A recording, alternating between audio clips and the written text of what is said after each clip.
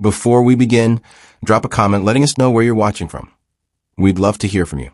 If you enjoyed the video, be sure to like and subscribe for more heartfelt stories. Now, settle in and enjoy the story. The Crystal Garden Gala was in full bloom, sparkling beneath a canopy of chandeliers that looked like frozen tears. The hum of orchestral jazz melted into the clink of champagne flutes and the soft rustle of silk gowns. Everywhere he turned, people smiled with polished teeth and hollow eyes. Malik Carrington stood at the edge of it all, untouchable in his perfectly tailored tuxedo, his jawline carved from resolve, his eyes scanning the ballroom like a man at war. His name was on the invitation. His face was on the cover of Forbes.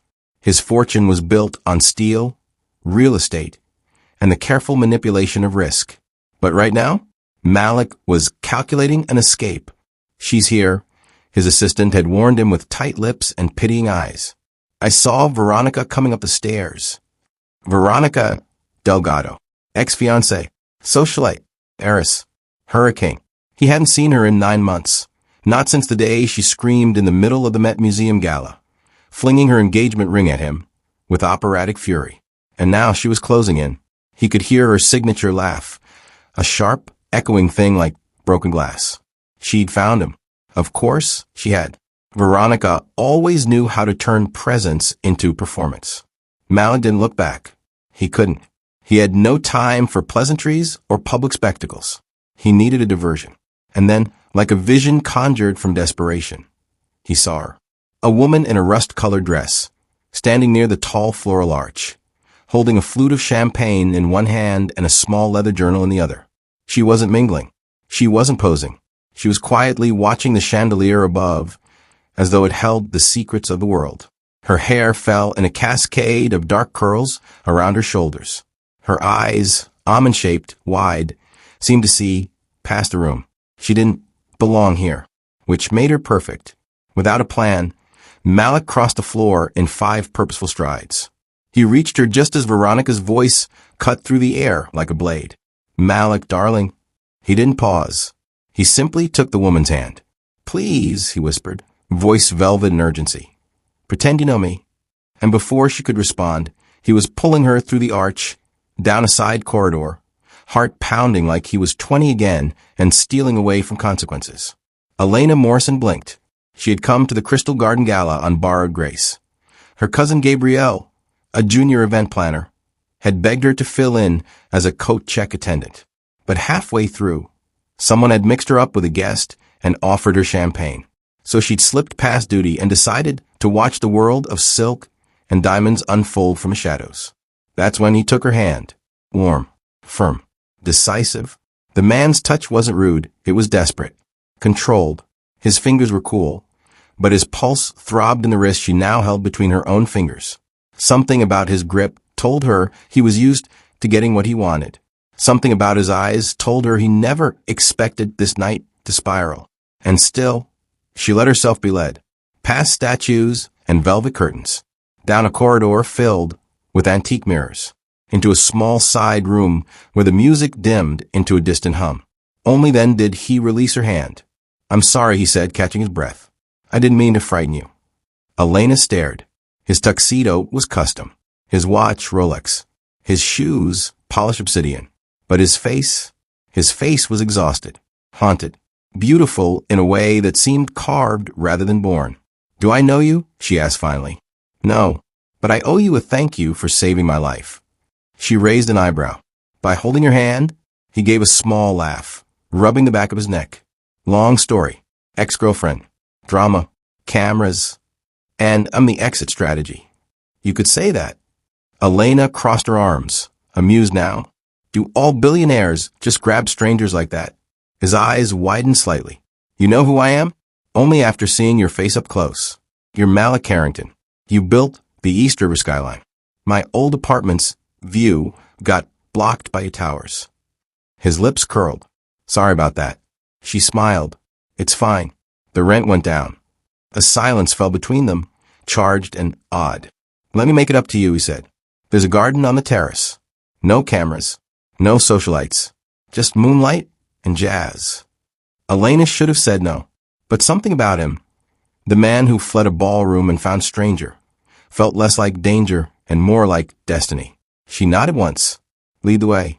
The garden was tucked into the building's western terrace, hidden behind a wrought iron gate and framed by ivy that whispered in the wind. The city skyline stretched beyond the glass barrier, like a sea of stars trapped in steel. Elena stepped into it slowly, her heels clicking against the mosaic tile. Jasmine wafted on the breeze.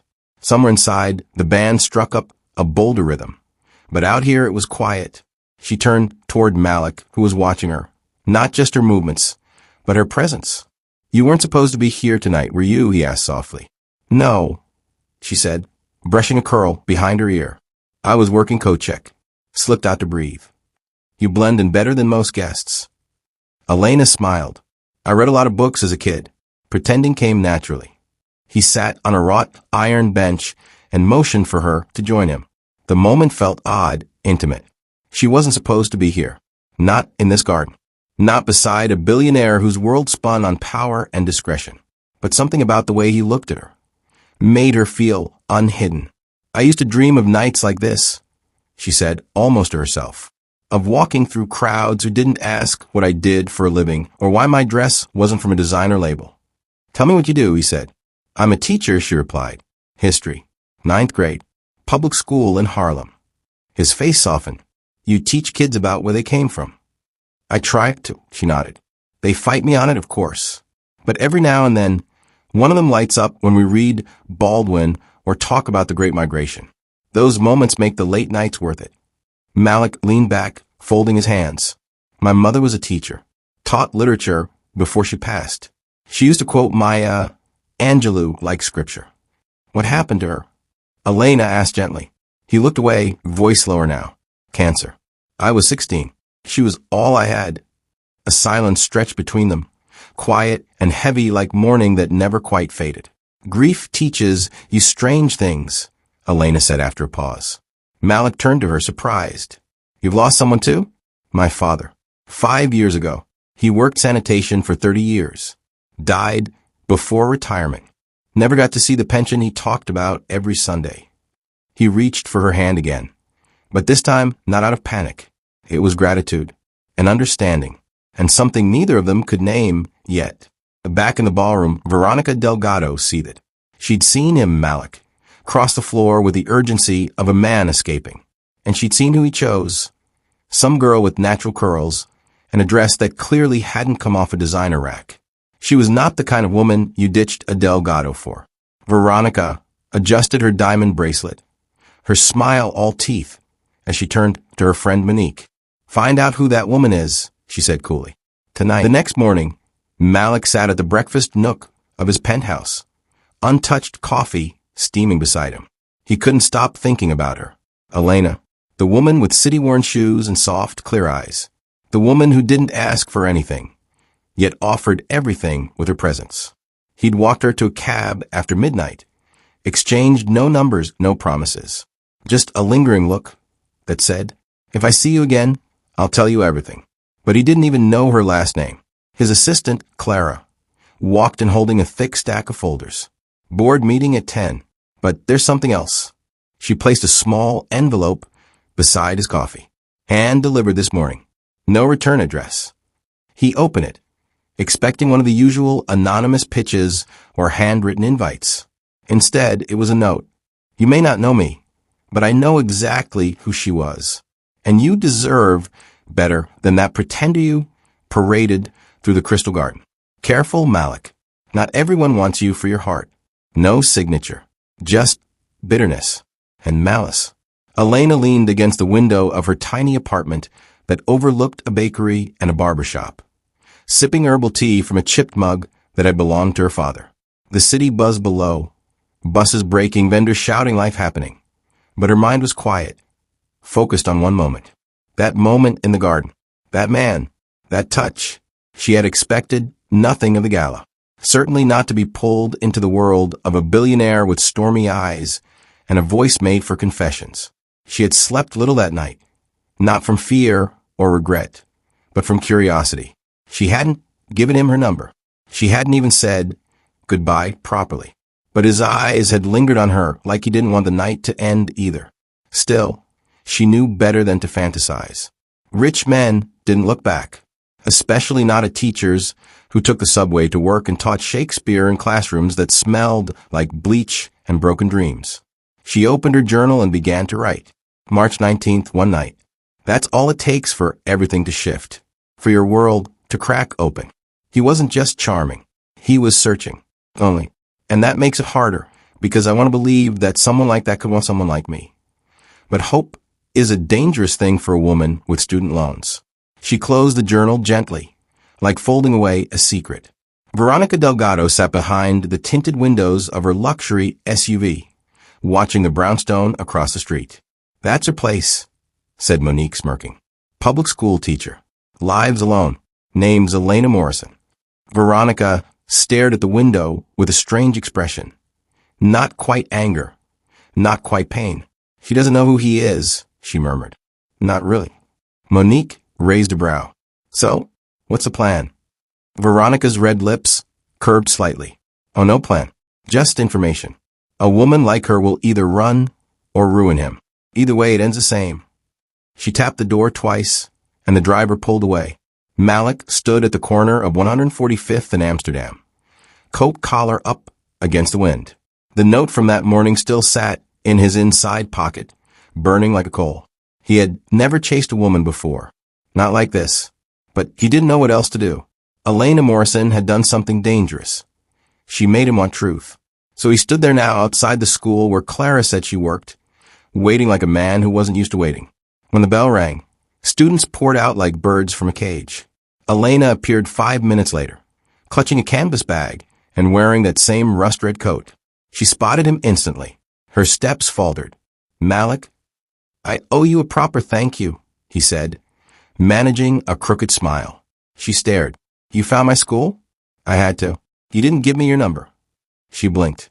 Maybe that was on purpose. Then let me give you something instead. He handed her a letter, cream-colored paper, his initials in gold. She hesitated, then took it. I'll read it tonight, she said softly. I hope you do. Dear Elena, you asked me once if all billionaires grab strangers. I've never done that before. I've never needed to. I'm not used to feeling out of control. But that night, when I saw Veronica coming, something in me panicked. Not because I feared her, but because I feared what she would see in me. The man I used to be. The man I've worked so hard to bury. When I grabbed your hand, I didn't expect salvation. But that's what you gave me. You gave me stillness in a storm. Truth in a world that lies for profit. A reminder that intimacy isn't found in boardrooms or bedrooms. It's found in being seen. And I want to see you again. No tuxedos. No games. Just us. Malik. Elena read the letter twice. Then a third time. And for the first time in years, she let herself believe. They met the next day in Central Park. Far from the polished marble and velvet ropes of the world, they'd escaped that night. Malik wore a navy coat over a black turtleneck. Elena had traded her school shoes for simple boots and her teacher's bag for nothing but a paperback copy of Giovanni's, Room tucked under her arm. They walked, slow, like people learning each other's rhythms. You grew up here? She asked as they passed the carousel. Brooklyn, Brownsville, before the Carrington name meant anything. My mom taught literature at a small charter school. My father disappeared when I was 9. Elena nodded. Mine left when I was 6, came back when I was 12, left again before I turned 15.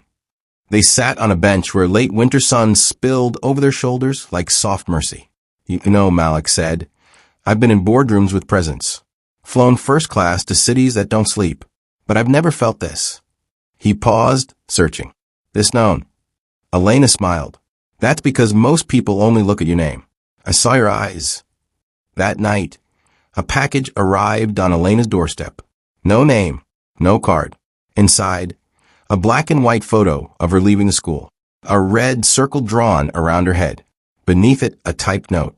A man like Malik doesn't love girls who take the train. She sat on the edge of her bed, breath shallow, hands trembling. Was it jealousy? A warning? Veronica. She didn't want to believe it, but deep down she knew. Malik slammed the note onto his desk. Who did this? He asked Clara, his voice low, furious. She looked pale. I've worked for you for 7 years, Malik. I've never seen you like this. I want security increased. Her building watched. Any threats traced. Clara nodded quickly. I'll take care of it.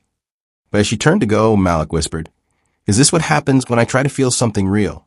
Elena met him at the riverside near dusk. The Harlem River glinted beneath a sky the color of bruised lilacs. I need to ask you something, she said, and I need the truth. Anything. Are you afraid to be loved by someone who doesn't want anything from you? Malik froze. I got a note. No signature. Just poison. And I'm not asking you to fix it. But I need to know, are you ready for this? Because I've lived my whole life with people walking away when it got real. He stepped closer. His eyes didn't blink. I don't want perfect, Elena. I want true. That's what I see when I look at you. And what happens when that's not enough? It already is, he said. Because I didn't fall for a fantasy in a dress. I fell for the woman who stood in silence and listened. Veronica watched from across the room as Malik and Elena entered the charity fundraiser. No fanfare. No hand-holding parade. Just quiet presence. Like two people who had already survived something. She didn't approach. Didn't throw her drink. Didn't speak. Because, for the first time in her life, Veronica Delgado saw something she couldn't touch. Real love. And it left her cold. It was April when Malik knocked on her classroom door. The kids were at lunch. Papers scattered across her desk. Nina Simone humming softly from a tiny speaker in the corner. I brought you something, he said. She raised a brow. If it's diamonds, I'm going to pretend to hate it. He held up a small leather-bound journal. Blank pages, he said. For you to fill. She opened the cover. Inside was a handwritten note. For Elena, the woman who taught me that silence can be sacred and truth can be louder than money. Her hands trembled slightly. You know I'm still not rich, she said. He smiled. You're everything that matters. And I'm done building towers without someone to look out the window with me. He leaned in, resting his forehead against hers. The city outside was still loud, still complicated. But between them, something quiet had bloomed. Not lightning, but fire, steady, glowing, and real.